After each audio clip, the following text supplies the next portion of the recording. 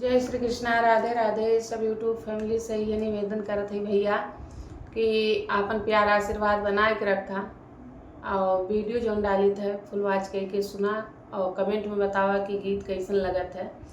तो आज हम जो गीत गावत है बहुत मस्त गीत बाटे, आप सब सुनिए, बहुत आनंद आई।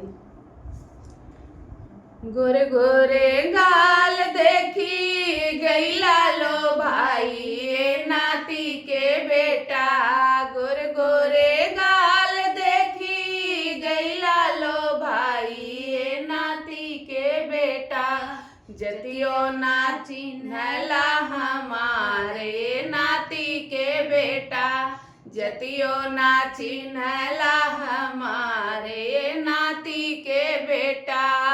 गोरे गोरे गाल देखी गईला लो भाई ए नाती के बेटा, ए नाती के बेटा, जतियो ना चिन्हला हमारे नाती के बेटा, जतियो ना चिन्हला हमारे नाती के बेटा।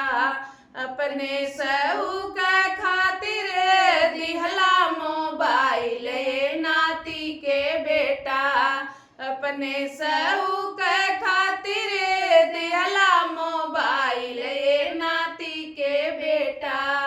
एको दिन ना मारा नहीं सकाल नाती के बेटा, एको दिन ना मारो मी सकाल नाती के बेटा, जतिया ना चिन्हला हमारे नाती के बेटा, जतियो ना चिन्हला हमारे नाती के बेटा। गोरे गोरे गाल देखी गईला लो भाई ए नाती के बेटा, ए नाती के बेटा, जतियो ना चिन्हला हमारे नाती के बेटा, जतियो ना चिन्हला हमारे नाती के बेटा। अपने सऊ के खातिर लिहला बुलटवाए नाती के बेटा, अपने सऊ के खातिर लिहला बुलटवाए नाती के बेटा, ए नाती के बेटा। एको दिन ना शहर घुमाया ए नाती के बेटा, एको दिन ना शहर घुमाया ए नाती के बेटा, जतियो ना चिन्हला हमारे नाती के बेटा।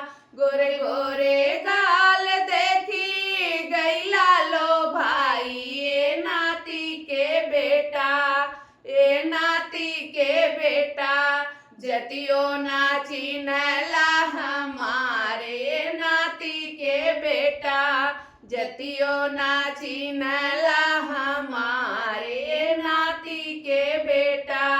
अपने सऊ के खातिर लिहला सयटवाए नाती के बेटा, अपने सऊ के खातिर लिहला सयटवाए नाती के बेटा।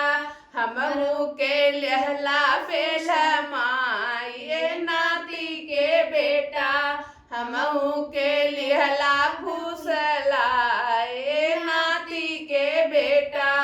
गोरे गोरे गाल देखी गईला लो भाई ए नाती के बेटा, ए नाती के बेटा, चिन्हला ना जतियो हमारे नाती के बेटा, चिन्हला ना जतियो हमारे नाती के बेटा।